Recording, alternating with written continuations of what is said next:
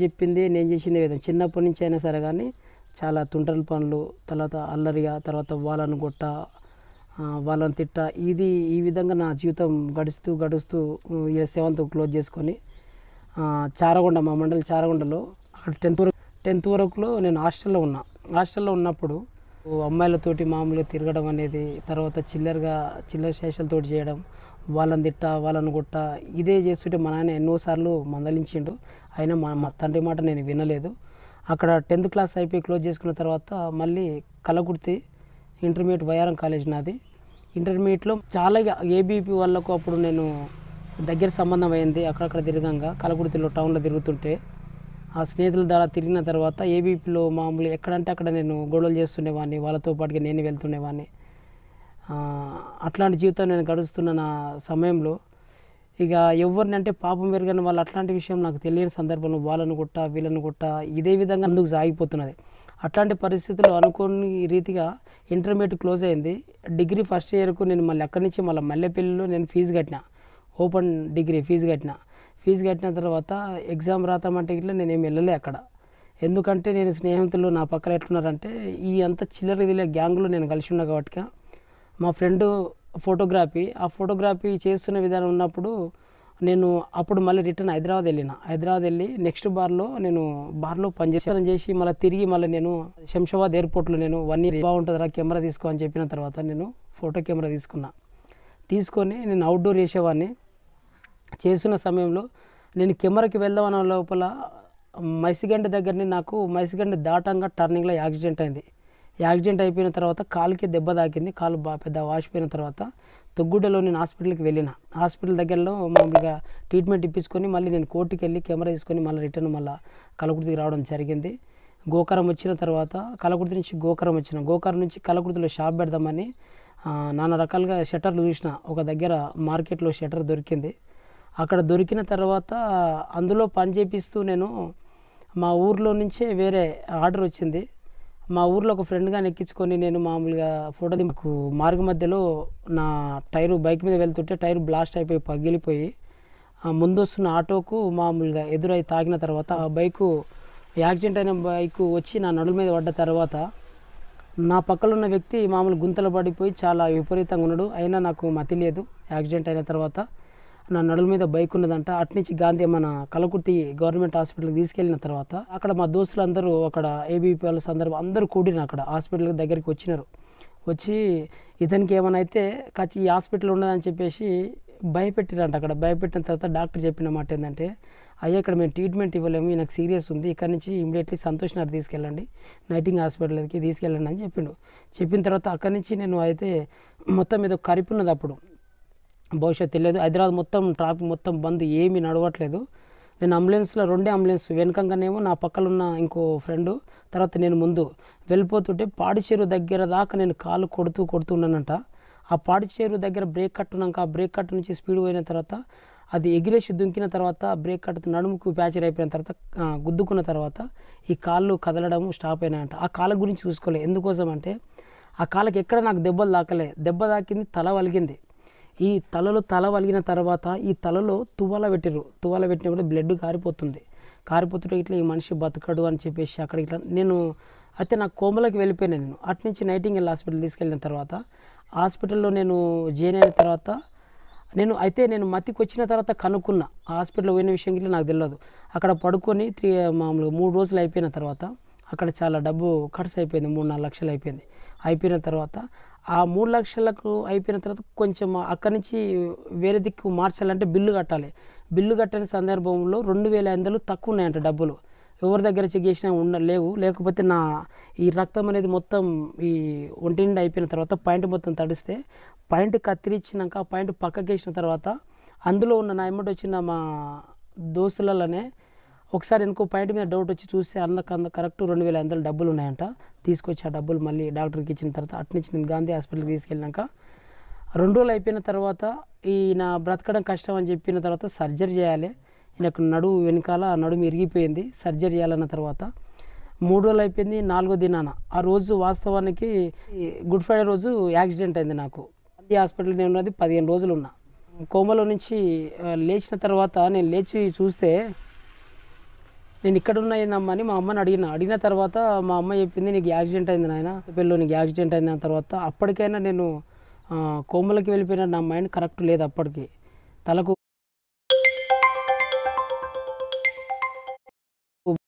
గాయం తాకింది కాబట్టి ప్రేరాలు కొబ్బరి నూనె ఆలేసి ఇది ప్రేరాలు రాసుకోమని చెప్పేసి మా అమ్మకి చెప్పిందంట, రాయండి అని. అంటే ఇట్లా డాక్టర్లు ఏం చేయలేకపోయారు కదా, ఆ ప్రేరాలని కొబ్బరి నూనె రాసుకుంటే ఏమొస్తుందని చెప్పేసి ఆ రోజు ఇట్లా నేను అనుకొని అక్కడి నుంచి సర్జరీ అయిపోయిన తర్వాత నేను బయటికి వెళ్తున్నాను ఇంటికి, అంటే గోకరం రావడానికి హైదరాబాద్ నుంచి. ఆ గాంధీ హాస్పిటల్ నుంచి బయటికి వెళ్తుంటేనే వెనక సైడ్ వచ్చి బస్సు ఢీకొన్నది, మళ్ళీ బస్సు కొట్టింది అంబులెన్స్కు. నాకు పెద్ద దెబ్బలు ఏం దాకలేదు, వన్ సైడ్ లోపలికి ఒత్తుకపోయింది. నైట్ ఇంటికి వచ్చే వరకల్ని 10-10:30 అయింది. తర్వాత ఇక్కడ 10-15 రోజులు అయిన తర్వాత నాకు బ్యాక్ సైడ్ బెడ్ సోర్స్ అయింది పెద్దగా.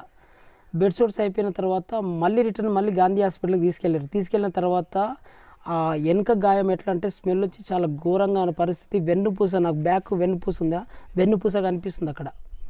ఈయన కంట్రోల్ కావడం కష్టము, ఈయనకు ఇబ్బంది అయిన తర్వాత మా నాయన చూసి ఏం చేయాలో అర్థం కాక ఏడ్చుకుంటూ తర్వాత గోకరం వెళ్ళొచ్చిండు.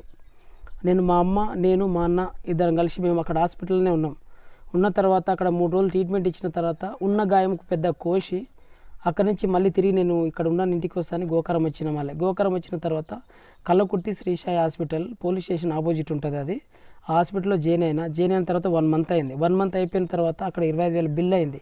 నేను ఇంటికి రావడం జరిగింది. ఇంటికి వచ్చినాక ఇదే ఇక బెడ్ మీద పడుకోవడం, తర్వాత ఒక్కొక్క రోజు ఏడవడం, ఏంది నా పరిస్థితి అని రావడం, అట్లే కంటిన్యూ అవుతుంటే. ఎందుకంటే నేను యవ్వన కాలంలో యాక్సిడెంట్ కాకముందుకు తిరుగుతున్న సమయంలో చాలా ఎంజాయ్ చేసేవాడిని. ఎక్కడంటే అక్కడ మా నాయన సర్పంచ్ ఉండే అప్పుడు. నేను చిన్న కొడుకుని కాబట్టి గర్వంగా నన్ను ప్రేమించి కాలేజీ ఫీజు అని డబ్బులు తీసుకునేది. నేను ఇష్టం వచ్చినట్టు తాగడకు తర్వాత తిరుగుడకు నేను చాలా ఖర్చు పెట్టుకున్నా.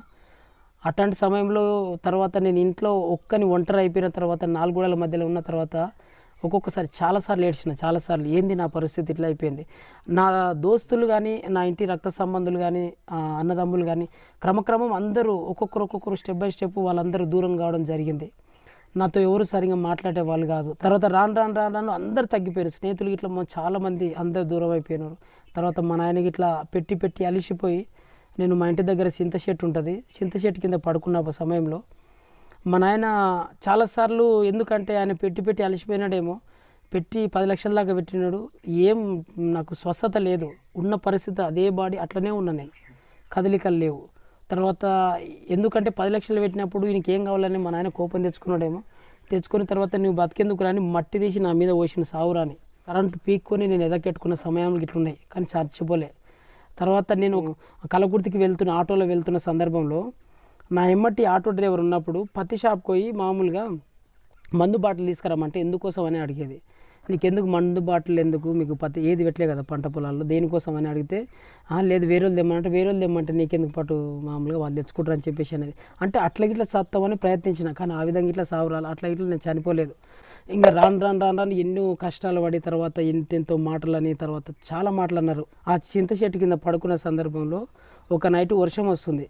కొందరు నాకు సంబంధించిన వాళ్ళు కొందరు చూసినా ఇట్లా వాళ్ళు నా దగ్గరకు వచ్చి కనీసం మంచాన్ని పట్టలేని పరిస్థితులు ఉన్నారు. అరే ఒక్కడే కదా మంచం, వాన వస్తుంది కదా, తడిసిపోతుండే కదా, ఆ మంచం పట్టుకొని మరి అక్కడ నీడకెడదాం ఏదో రకంగా అని చెప్పేసి ఆ విధంగా ఇట్లా అనుకోలే వాళ్ళు. అనుకోకుండా సరే కానీ నా మంచం తీసుకెళ్ళి నేను ఒక పసులది షెడ్ వేసింది మా ఇంటి దగ్గరనే, ఏడుస్తూ గుంజుకొని మామూలుగా ఆ షెడ్ కిందకి తీసుకెళ్ళింది నేను.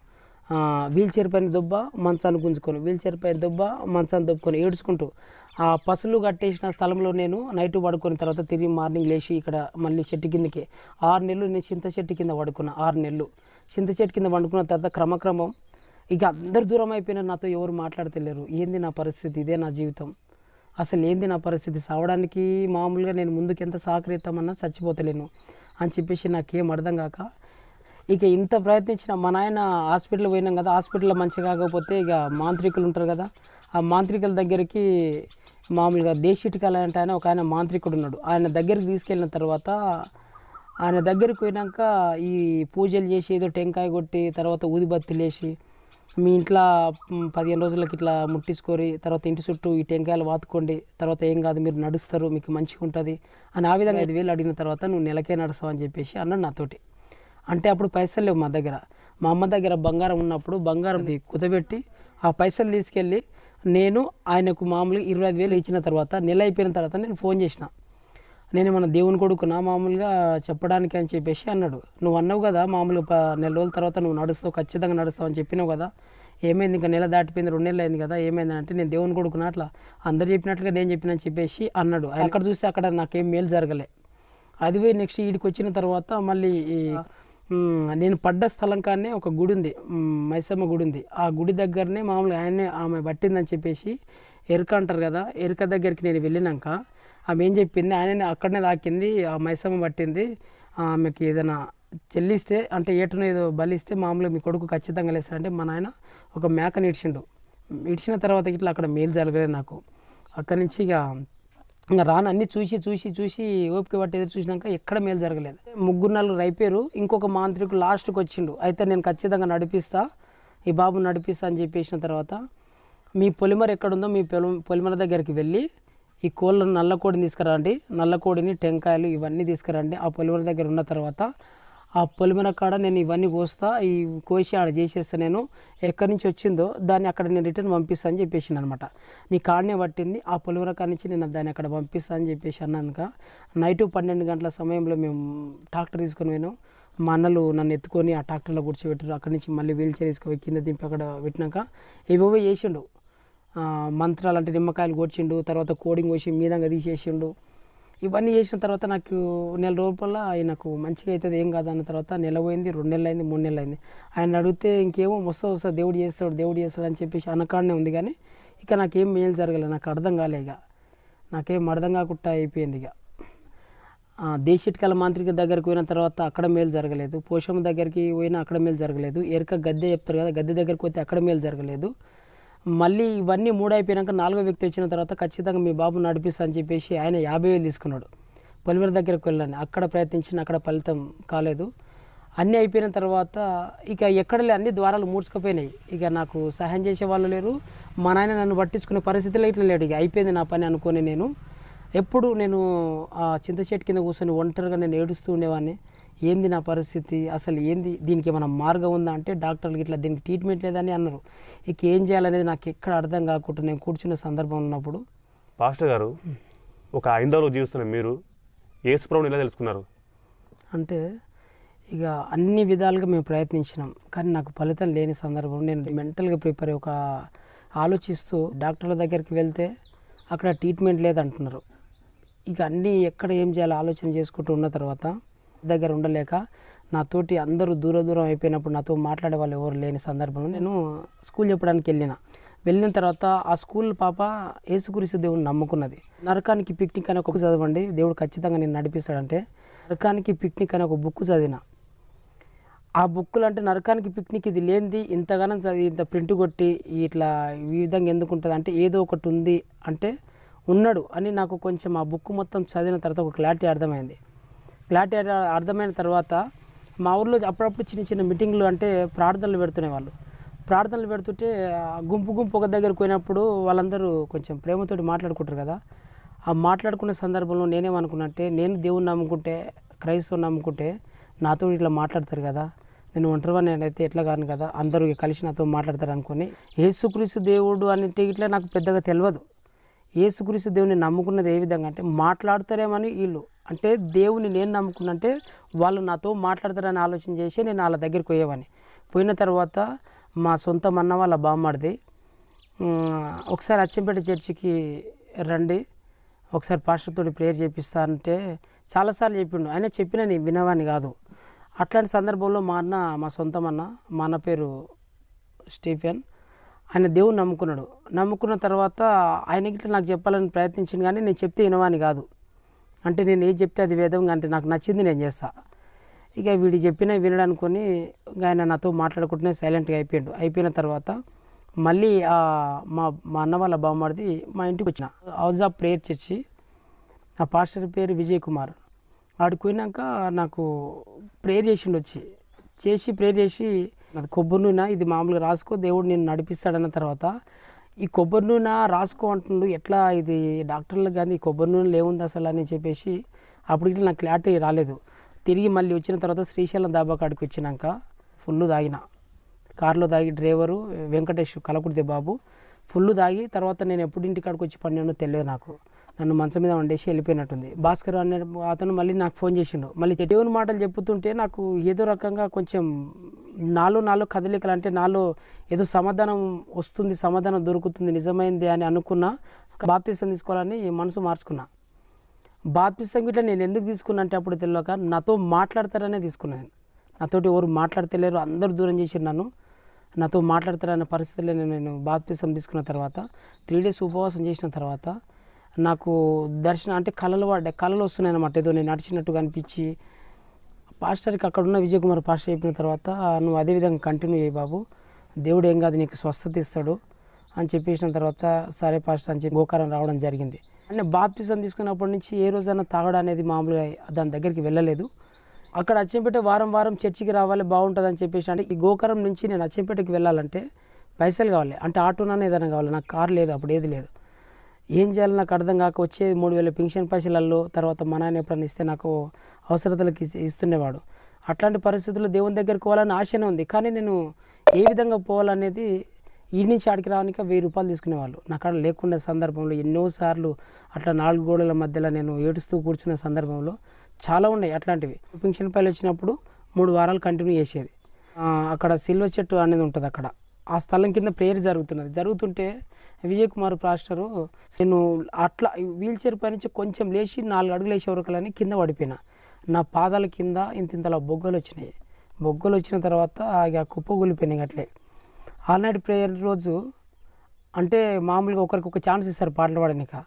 అట్లాంటి సందర్భంలో నేను ఒకసారి పాట పాడదా అంటే స్టీఫెన్ సన్ సాంగ్స్ ఒకటి నిన్ను నమ్మినచో సిగ్గుపడనివని చెప్పేసి ఆ పాట ఆ ఫోన్లో చూస్తూ నేను పాడిన తర్వాత అప్పటి నుంచి ఒక స్టెప్కి ఎక్కినట్టు అనిపించింది. రోజులు ముగింపు అనేది క్లోజ్ అయిపోయింది. తిరిగి మళ్ళీ గోకర్ణం రావడం జరిగింది. అయినా మనశ్శాంతి లేదు మళ్ళీ. అంటే ఇక్కడ వచ్చినాక ఎవరు లేరు నాతోటి. నేను ఎంత చేసినా 4 గోడల మధ్యలో ఉంది. మళ్ళీ నాకేం అర్థం కాక మళ్ళీ ఏడుస్తున్న తర్వాత నేను పోవడానికి ఆశ ఉంది, కానీ పైసలు లేవు చేతిలో. ఎట్లా పోవాలి నేను ఆ చర్చికి, ఎట్లా పోవాలి నేను? ఎవరు మామూలుగా మన బాధలు చెప్తానో అర్థం చేసుకునే వాళ్ళు ఎవరు లేరు. అట్లాంటి పరిస్థితులలో ఇంట్లో నేను డోర్ పెట్టుకొని సాయంత్రం నైట్ 7 గంటలకు స్టార్ట్ చేస్తే 2-3 గంటల దాకా నేను ఒక్కనే ఏడుస్తుండేవాడిని. అంటే ఈ ఫోన్లో వాక్యం చూసుకుంటూ మామూలుగా నేను ప్రిపేర్ అవుతుండేదాన్ని. ఊరి కింద బలపడలేదు, ఒక్కనే ప్రిపేర్ అవుతుండేది బాగా. అవుతుంటే లాదర్ గురించి బెల్లంపల్లి ప్రవీణ్ పాస్టర్ లాదర్ గురించి చెప్తున్నాడు టీవీలో. అయితే ఆటోమేటిక్గా ఆ వాక్యం నేను చూసి నేను యాక్సిడెంట్ అయినప్పుడు ఇట్లా పెద్దగా నేను ఏడవలే. అక్కడ టీవీలో వస్తున్న ఆ మెసేజ్ చెప్తున్నాడు శుభవార్త ఛానల్లో. ఆ మెసేజ్ చెప్తుంటే చూస్తూ నేను ఏడుస్తూనే ఉన్నా. ఆటోమేటిక్గా ఏడుస్తుంటే ఆయన మాటలో నాకు ఎక్కడెక్కడనో హృదయం మొత్తం కదిలిపోయింది. అట్లాంటి పరిస్థితులు నేను ఎక్కడ ఉంటాడని చెప్పేసి అడ్రస్ కనుక్కున్న తర్వాత బెల్లంపల్లి అని తెలిసింది. అక్కడి నుంచి నెక్స్ట్ వారంలో ఇక్కడి నుంచి హైదరాబాద్, అంటే ఆటోలోనే వెళ్ళిన హైదరాబాదు. ఆ ఆటోలో వెళ్ళిన తర్వాత అక్కడి నుంచి ట్రైన్ ఉంటుంది 5 గంటల జర్నీ బెల్లంపల్లి, అంటే అది మహారాష్ట్ర బార్డర్ దగ్గర అది. ఇక్కడి నుంచి ఈ వీల్ చైర్ పైనే మా అన్న ఇంకొక బాబు మా అమ్మని వేసుకొని గోకారం నుంచి ఆటో కట్టుకొని హైదరాబాద్ సికింద్రాబాద్ స్టేషన్ దగ్గరికి వెళ్ళి అక్కడి నుంచి ట్రైన్లో ఎక్కిన. ఇక ట్రైన్లో కూర్చున్న పరిస్థితి ఎట్లుంటుందో తెలుసు వీల్ చైర్ పైన. ఆ వీల్ చైర్ పైనే మామూలుగా నేను ఆ చర్చి దగ్గరికి పోయి బెల్లంపల్లి చర్చి కలూరు ప్రత్యక్షత ఆ చర్చికి పోయి తర్వాత మీటింగ్స్ ఉన్నాయి 3 రోజులు 3 days ఉంటాయి. శుక్ర శని ఆదివారం మీటింగ్ ఉన్నాయి. అక్కడనే ఉన్నాం మేము. మెసేజ్ చాలా మంచిగా చెప్పి దయ్యాలను నిలగొట్టడం, ఎక్కడో దూరం ఉన్న దయ్యాలను టచ్ అంటే కింద పడిపోవడం ఏంది నాకు ఒక వింతలాగా అనిపించింది. అంటే మధ్యలో ఎలాంటి కనెక్ట్ లేని పరిస్థితులలో దయ్యాలు ఎట్లా పోతున్నాయి, కుంటి వాళ్ళు ఎట్లా నడుస్తున్నారు, గుడ్డి వాళ్ళు ఎట్లా చూస్తున్నారు, మగవాళ్ళు ఎట్లా మాట్లాడుతున్నారు అనేది, ఈ దయ్యాలతోటి పీడింపబడ్డ వాళ్ళు ఎట్లా అసలు విడుదల పొందుతున్నారని నాకు గట్టి పునాది ఆ రోజే పడ్డదనమాట. దేవుని నమ్ముకున్నా, కానీ నామకార్థంగా బయటికి వెళ్ళినాను. ఎందుకోసం అంటే వాళ్ళు మాట్లాడతలేరు, నాతో మాట్లాడతారనే దేవుని నమ్ముకున్నా. అప్పుడు నమ్ముకున్న తర్వాత బెల్లంపల్లి ప్రవీణ్ పాస్టర్ అది చూసిన తర్వాత నాలో ఒకటి మామూలుగా ఎట్లా జరుగుతున్నాయి ఇవన్నీ, అక్కడ దయ్యాలు లేనిది ఎట్లా పడతారు, ఈ దయ్యం ఎక్కడి నుంచి వస్తుంది, టచ్ అంటే కింద పడిపోవడం ఏంది, HIV వచ్చిన వాళ్ళకు స్వస్థత జరగడం ఎట్లా జరుగుతుందని చెప్పేసి నాకు ఒక ప్రశ్నార్థకంగా జరిగింది. అది దానికి ఆన్సర్ కావాలని చెప్పేసి ఇంక ఎతికినగా మళ్ళీ రిటర్న్ అక్కడి నుంచి మళ్ళీ 3 రోజులు అయిన తర్వాత తిరిగి ఇంటికి వచ్చినాక ఇక నేను అక్కడి నుంచి బెల్లంపల్లి వెళ్ళాలని చాలా ఆశ. నాకు పోవాలని చాలా ఆశ. కానీ నేను ఎట్లాంటి టైంలో అంటే నాకు ఈ ఖాళీకు బట్టలు తీసుకుంటే అమ్ముకునే రకం, అంటే దేవుని కోసం ఆ విధంగా ఆశ వచ్చింది నాకు. ఇంట్లో ఉండి మా అమ్మ మీద ఏదైనా బంగారం ఉంటే కుదబెట్టి తర్వాత ఏదో రకంగా ఆశతోటి పరిగెత్తేది. డబ్బులు మామూలుగా పింఛన్ పాయలు వచ్చినా ఇంకేమన్నా డబ్బులు ఎవరికన్నా అడిగి నేను మళ్ళీ అక్కడి నుంచి ఆటో కారు కిరాయి తీసుకొని వెళ్ళిపోయేవాడిని. ఇక రాను రాను లేని పరిస్థితులు అంటే బట్టలు గిట్లా అమ్ముకుంటే అది ఎవరైనా తీసుకుంటే అంటే అమ్మ పరిస్థితి చాలా ఇష్టం కలిగింది. అప్పుడు దేవుడు అప్పటి నుంచి నాకు బలమైన పునాది నాకు స్టార్ట్ అయినాక బెల్లంపల్లి ఖచ్చితంగా వెళ్ళాలి, నేను ఏందో ఉంది ఉన్నాడు అంటే సృష్టికర్త ఎవరో ఉన్నారు కదలికల, నాకు సమాధానం నాకు విడుదల దొరకాలంటే ఇక్కడ దొరుకుతుంది, ఏదో యేసుక్రీస్తు దేవుడు ఖచ్చితంగా మేలు చేస్తానని గట్టి ఒక ఆశ కలిగింది. అట్లాంటి సందర్భంలో క్రమక్రమం ఒక 4 నెలలు నేను సికింద్రాబాద్కి వెళ్ళిన, మళ్ళీ సికింద్రాబాద్ సిఎస్ఐ పీజీ కాలేజీ అక్కడికి వెళ్ళిన. కంటిన్యూ వెళ్ళిన తర్వాత మంత్లీ మీటింగ్ బెల్లంపల్లిలో ఉంటుంది, బెల్లంపల్లికి వెళ్ళేవాడిని. అది ఇక కంటిన్యూ నా జీవితం అదే విధంగా ముందుకు వెళ్తున్న తర్వాత ఎక్కడ మీటింగ్స్ పెడితే నేను అక్కడ పరిగెత్తేవాడిని, ఎక్కడ మీటింగ్స్ పెడితే అట్లా పరిగెత్తేవాడిని. అట్లా పరిగెత్తున్న సందర్భంలో లాస్ట్ గద్వాల ఉన్నది, గద్వాల మీటింగ్ అయిపోయిన తర్వాత ఆ గద్వాలకు వెళ్ళిన. గద్వాలలో అక్కడ దూరాన ప్రదేశంలో ఇంత అంటే అడవిలో రాళ్ళు ఉంటాయి, అక్కడ చెరువు ఉంది, ఏదో చెరువు రాళ్ళు ఉన్నాయి. అంటే నేను కూర్చున్న దానికి నాకు బ్యాక్ సైడ్ బెడ్ సోర్స్ ఉన్నాయి, ఇప్పటికి ఉన్నాయి. అంటే పుండ్లు ఇక్కడ పక్క పిల్లున్నా అసలు ఫుల్ జ్వరం వస్తుండేది. అయినా నేను దేవుని అంటే నాకు ఆశ ఎక్కువైంది, అప్పటి నుంచి కలిగింది ఆశ.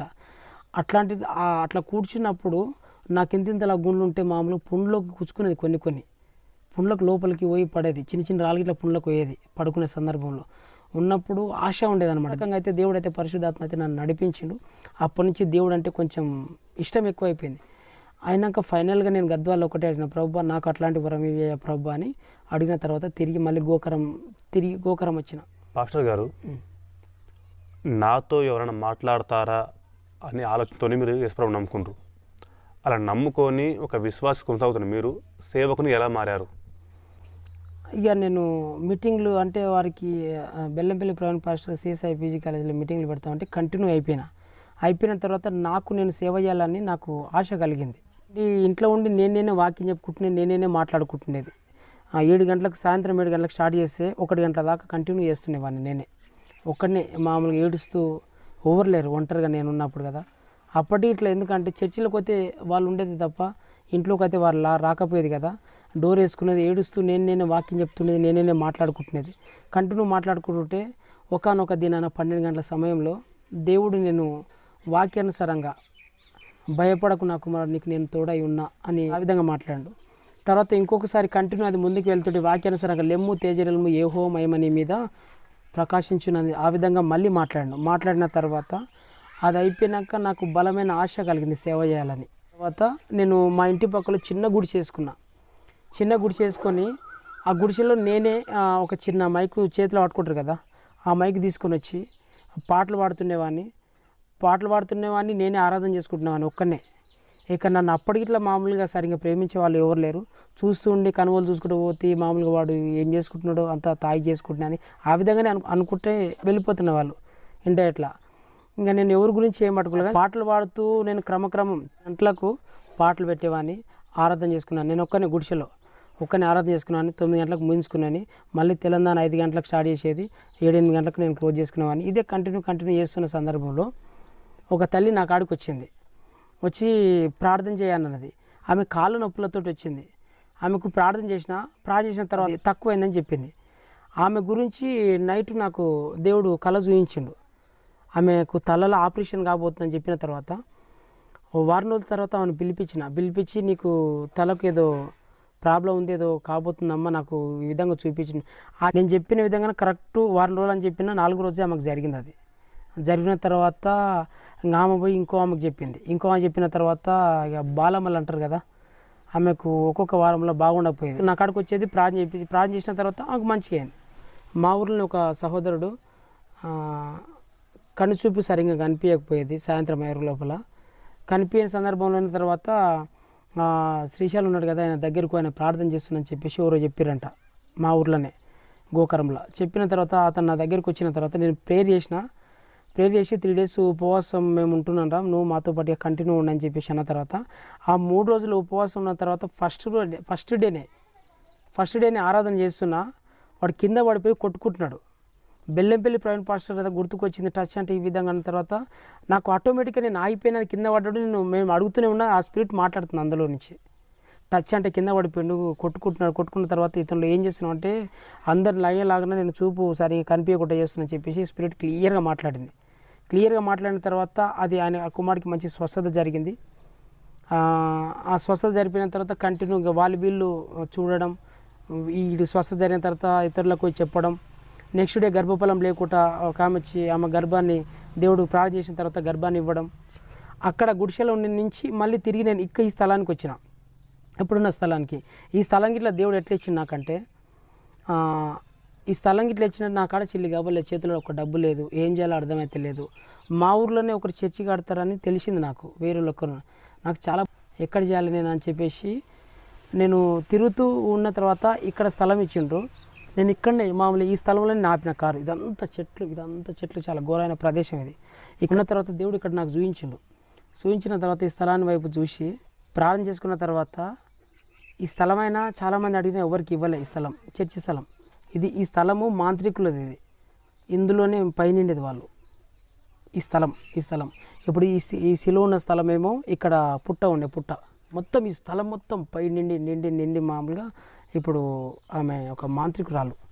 ఆ విధంగా అయిన తర్వాత దేవుడు ఈ స్థలం విడిచిపెట్టి వాళ్ళు వేరే ఊరికి వెళ్ళిపోయినారు. ఇక్కడ మొత్తమే కాల్ చేసి ఈ స్థలం ఎవరైనా తీసుకోవాలంటే భయపడది. ఆ విషయం నాకు ఇట్లా తెలియదు.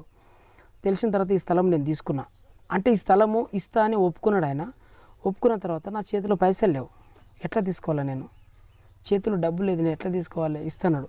ఒక పైసలు లేకుంటున్న తర్వాత 12 గంటల నుంచి 4 గంటల దాకా కంటిన్యూ ప్రేయర్ చేస్తున్నా. నేను మా వారికి ఇద్దరం కంటిన్యూ చేస్తున్న తర్వాత 3వ దినాన 4వ దినాన దేవుడు నేను పడుకున్న తర్వాత కలలో మా సొంత మక్కను చూపించిండు. అడిగిన తర్వాత మా సొంత మక్క దగ్గరికి నేను వెళ్దామా, ఆమె మామూలు ఇస్తుందో ఏదని చెప్పేసిన తర్వాత ఒకసారి ఫోన్ చేసాక కొన్ని స్థలం ఇట్లా కొనాలి, కొంచెం ఒక 10,000 సహాయం చేయక నేను తర్వాత లేవుచినుడు నా దగ్గర అని. మా అక్క పేరు రమణ, పంజుగుల గ్రామం ఆమె ఉండేది. ఆమె దగ్గరికి వెళ్ళి చెప్పుకున్నా, అక్కకి ఇట్లా స్థలం కొనుక్కోవాలి, అక్కడ చర్చి స్థలం, కొంచెం డబ్బులు ఉంటే చూడక అంటే నా కాడ లేవుచినోడు అన్నది. మళ్ళీ మా అక్కకు చెప్పి మళ్ళీ తిరిగి నేను ఇంటికి వచ్చి మళ్ళీ 12 గంటలకు స్టార్ట్ చేస్తే 4 గంటల దాకా కంటిన్యూ ప్రేయర్ చేస్తే మళ్ళీ మా అక్కను చూపిస్తున్నాడు. మళ్ళీ తిరిగి మా అక్క దగ్గరికి వెళ్ళిన తర్వాత నేను పాస్ట్కి 3 రోజులు ఉపవాసం ఉండి మా అక్క దగ్గరికి వెళ్ళిన తర్వాత మా అక్కని అడిగింది నేను 10,000. అయితే మా అక్క ఇంటి ముంగల నేను మామూలుగా కారు ఆపుకొని కూర్చున్నా. కారులోనే ఉన్నా. తర్వాత నేను ఉన్న స్థలం ఆడున్న తర్వాత మహాలక్ష్మి చిట్టు ఉంటుంది కదా, ఆ మహాలక్ష్మి చిట్టు ఉన్న వాళ్ళు అప్పుడే మా అక్క దగ్గరికి వచ్చి, అమ్మ ఎవరికన్నా మిత్తికి పైసలు ఇస్తే ఇయ్యమ్మ, 50,000 ఉన్నాయి మా దగ్గర అని చెప్పేసి మా అక్కకి ఇచ్చిరంట. అప్పుడు మా అక్క నా దగ్గరికి ఒక హాఫ్ అన్ అవర్ తర్వాత నా దగ్గరికి వచ్చి నేను అడిగింది 10,000 లేమ్మన్నది, 50,000 కట్ట తీసుకొచ్చి ఇచ్చింది. 50,000 కట్ట తీసుకొని దేవునికి స్తోత్రం చెప్పి తర్వాత మళ్ళీ రిటర్న్ గోకరం నుంచి మళ్ళీ రిటర్న్ మల్లెపల్లి, నెక్స్ట్ డేనే మల్లెపల్లి వెళ్ళిపోయినాం. అక్కడ అడ్వాన్స్ 35,000 కట్టాం. ఈ స్థలంలో అక్కడ గుడిసె వేసుకొని, గుడిసె గిట్ల ఎట్లా అంటే ఈ గుడిసెలు కట్టెలు గోకరం రిజర్వే ఉంది కదా, ఆ రిజర్వేలా కట్టెలు నా కారులో కట్టెలు, ఆ తడకలు కారులోనే కొట్టిన. ఇక్కడ నేను మా భార్య మేమిద్దరం, పాస్టర్ మేమిద్దరం అంతే. ఆమెనే కారు నడుపుతుంది, నేను ఇద్దరం కలిసి. ఎవ్వరు మాకు సపోర్టు సహకారం వెళ్ళలేదు, దేవుడు సపోర్ట్ మాకు ఉండి మేము వెళ్ళి ఆ తడకలు కట్టెలు తీసుకొచ్చి చిన్న పాక వేసుకున్నాం. ఇక్కడ వేసుకొని మేమిద్దరమే ఆరాధన చేస్తునేవాళ్ళం. నన్ను కార్లోనైనా సరే ఎక్కడైనా తీసుకుపోలేదు. ఒక చిన్నపిల్లలాగా నన్ను మామూలు ఎక్కడంటే అక్కడ తీసుకుపోయేది మా భార్య. ఒకనాడు ఫుల్ ఫీవర్ వచ్చింది. ఒక వ్యక్తి, నాకు తెలిసిన వ్యక్తి మా ఇంటి పక్కన ఉంటాడు. ఆ పిల్లాడు ఇంటి దగ్గర ఉన్నది నేను చూసిన తర్వాత ఫోన్ చేసిన, ఫుల్ ఫీవర్ వచ్చింది, కొంచెం మీరు హాస్పిటల్కి వెళ్దాం వస్తావరా అంటే, నేను లేను, ఇంటికాడ లేను, నేను శెలకలు ఉన్నా అని చెప్పిండు. లేదురా ఇంటికాడ ఉండేవారు నువ్వు అంటే, ఇంటికాడ లేను, నేను శెలకలు ఉన్నా అని చెప్పిండు. అన్న తర్వాత నాకేం అర్థం కాదు. అనిత మనం ఏం కాదు, నేను చెప్పినట్లుగా నువ్వు ఆ గేర్లు ఇట్లా మార్చు, నువ్వు స్టీరింగ్ నేను కంట్రోల్ చేస్తాను, మొత్తం నేను ఏది దొక్కమంటే అది దొక్క అని చెప్పేసిన తర్వాత ఫుల్ ఫీవర్ తోటి గోకారం నుంచి కలకుడి దాకా హాస్పిటల్కి, ఆమెకి ఏ డ్రైవింగ్ అంటే తెలియదు, టచ్ లేదు. ప్రార్థన చేసుకున్న తర్వాత దేవుని కృప బట్టి గోకారం నుంచి కలకుడి దాకా నడిపించిన దేవుడు. హాస్పిటల్లో చూసుకొని తిరిగి మళ్ళీ కలకుడి నుంచి గోకారం వచ్చిన తర్వాత ఆ చిన్న ఎక్కడన్నా పోవాలంటే ఆమె కంటిన్యూ అట్లా డ్రైవింగ్ చేస్తున్నది. బెల్లంపల్లికి మంత్లీకి ఒకసారి మేమిద్దరమే కలిసి వెళ్ళేవాళ్ళం. ఒక చిన్న పిల్లలాగా నాకేమన్నా, ఎందుకంటే నన్ను పాలన నా పరిస్థితులు మొత్తం కాలకృత్యాలు మొత్తం తెచ్చేది మా భార్యనే. ఏ రోజైనా ఒకరోజు ఈర్ష్య ఏదో మామూలు కుళ్ళు పెట్టుకొని తర్వాత ఇట్లా అట్లా తిట్టడం అసహించుకోవడం అట్లాంటివి ఏం లేదు. చాలా ప్రేమపూర్వకంగా నన్ను ప్రేమించి ఒక ఆత్మీయ ఒక తల్లిలాగా నన్ను ఒక కొడుకులాగా చూసుకొని ఇప్పటివరకు దేవుని కృప బట్టి అది కేవలము దేవునికే సాధ్యమైంది. ఎట్లా అంటే వరమే అనుకుంటా. ఎందుకంటే ఈ కాలంలో మంచులతోటి మామూలుగా స్త్రీలు మామూలుగా కాపురం చేయలేని పరిస్థితులు చాలా ఉన్నాయి కాబట్టి నేను నడవలేని పరిస్థితులలో ఈ వీల్ చైర్ దొబ్బకపోయి కారు దగ్గరికి తీసుకెళ్ళి కారులో కూర్చున్న తర్వాత ఆమెనే డ్రైవింగ్ చేస్తూ బెల్లంపల్లి కానీ హైదరాబాదు కలకుర్తికి ఎక్కడన్నా ఆమెనే తీసుకెళ్తాను. దేవుని కృప బట్టి ఆంధ్రలో నాకు ఒకరు ఇన్విటేషన్ పెట్టిరు, చర్చి వాళ్ళు, కొత్తూరు ఆ ఊరి పేరు. అక్కడ ఆంధ్ర వెళ్ళడం జరిగింది. నెక్స్ట్ అదే అయిపోయిన తర్వాత గుంటూరులో మళ్ళీ చెప్పారు, రమ్మని పిలిచారు. గుంటూరుకి వెళ్ళిన ఇట్లా క్రమక్రమం దేవుడు నన్ను ముందుకు సాగిస్తున్నాడు. బెల్లపల్లి ప్రవీణ్ పాస్టర్ దగ్గర ప్రార్థన చేయించుకొని మేము అభిషేకం పొందుకొని ఈ స్థలంలో అడుగుపెట్టినాం. ఈ స్థలంలో అడుగుపెట్టి అప్పటి నుంచి క్రమక్రమం సేవ చేస్తున్న తర్వాత ఫస్ట్ గుడ్డి వారికి స్వస్థత ఇచ్చినాడు దేవుడు. అదైపోయిన తర్వాత కుంటి వాళ్ళు నడవలేని పరిస్థితిలో రేవెల్లి మిడ్జిల్ మండలం రేవెల్లి గ్రామం, అతని పేరు బాలరాజు, కాళ్ళు నడవలేని పరిస్థితిలో వచ్చినాడు. హాస్పిటల్ తిరిగి మామూలు చాలా డబ్బులు ఖర్చు పెట్టిన తర్వాత వచ్చినాక ప్రార్థన చేసినాక దేవుడు స్వస్థత ఇచ్చినాడు. కాళ్ళు లేకుండా ఉన్న పరిస్థితి ఆయన నడుచుకుంటూ పరిగెత్తినాడు. ఆయన పోయిన తర్వాత గోకరం గ్రామంలో ఒక పరిశానే బాబుకు, తర్వాత లక్ష్మమ్మ, తర్వాత జ్యోతి, తర్వాత వీళ్ళు లాస్ట్ స్టేజ్లో ఉన్నారన్నమాట. వీళ్ళది అంటే హెల్త్ బాగాలేకుండా తర్వాత మరణానికి దగ్గరలో ఉన్న పరిస్థితి వాళ్ళది. దేవుడు క్రమక్రమం చాలామంది లాస్ట్ స్టేజ్ చనిపోయడానికి దగ్గర ఉన్న వాళ్ళని దేవుడు అనేక మందిని లేపినాడు. ఈ స్థలంలో లేపి ఈ విధంగా నడిపించుకుంటున్నాడు. ఇది 4 years అవుతుంది ఈ సేవలో నేను ముందుకు సాగడం. దేవుని కృప బట్టి 100 మంది రావడం జరుగుతుంది. నానా విధాలుగా రోగాలతో వచ్చిన వారికి సంపూర్ణమైన స్వస్థత దేవుడు ఇచ్చిండు. పాస్టర్ గారు, మీ యొక్క సేవా పరిచయలో మీ యొక్క అనుభవాన్ని, అలాగే మీరు చేస్తున్న యొక్క సేవా పరిచయలో మీరు ఎటువంటి ఉద్దేశం కలిగి ఉన్నారు, మీకు గురి ఏంటి? ఈ మందిరం కట్టే స్థలం అప్పుడు చాలా ఆటంకాలు ఎదురైనాయి. ఊర్లో మైక్ పెట్టొద్దని చెప్పేసి ఊరు మొత్తం ఒక్కొక్కసారి ఇబ్బంది పెట్టడం, మాకు సౌండ్ వస్తుందని చెప్పేసి ఇంటి పక్కల వాళ్ళు పోలీసు వాళ్ళకు కంప్లైంట్ ఇవ్వడం, ఇక వాళ్ళు ఈ విధంగానే ఉండని చెప్పేసి చేతబడి క్రియలు నా మీద ప్రయోగం చేసిన తర్వాత నేను లాస్ట్ స్టేజ్లో మంచం మీద పడిపోవడం, మరణానికి దగ్గరలో ఉండి నా పరిస్థితి ఉన్నప్పుడు ఇక దేవుని మీద ఆధారపడి ప్రార్థన చేసుకుంటూ ముందుకు వెళ్ళిపోయేవాడిని. ఎంతోమంది ఇప్పుడు ఆంధ్ర కానీ గుంటూరు కానీ నల్లగొండ మిరియాల గద్వాల్ అక్కడక్కడ నుంచి ఈ మందిరానికి వస్తారు. హెల్త్ బాగాలేని వాళ్ళు, తర్వాత గర్భఫలాలు లేని వాళ్ళు, ఇట్లాంటి వచ్చే వాళ్ళ మీద వాళ్ళ గురించి నేను ఆశించేది ఒకటే, వాళ్ళు నిజమైన దేవుని తెలుసుకోవాలని ఆశించాలని నేను అదే గురిపడ్డది. కానీ పైసల కోసము ఏదో చేయాలి, వాళ్ళు వచ్చినంత మాత్రం వాళ్ళ కాడ పైసలు లాగాలని నా మనసే లేకపోయేది. వాళ్ళు వచ్చినప్పుడు వారికి నేనే భోజనం పెట్టేది. ఇది ఇండిపెండెంట్గా ఎవరు నాకు సహాయం చేసిన వాళ్ళు లేరు.